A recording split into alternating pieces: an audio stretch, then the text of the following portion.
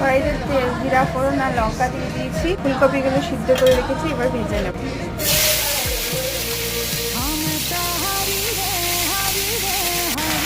ফুলকপি আলু দিয়ে দিয়েছি, এবার একটু ভেজে নেব।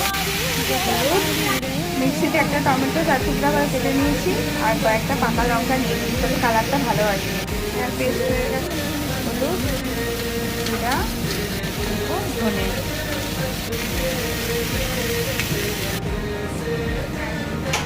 এবার ভালো করে ভেজে নেব। তারপরে মশলাটা দিয়ে দেবো। একটু হালকা ভাজা হয়ে গেলে তারপর যেটা ধুলে রেখেছি জলে সেটা দিয়ে দেবো। মশলাগুলো জলটা দিয়ে দিলাম।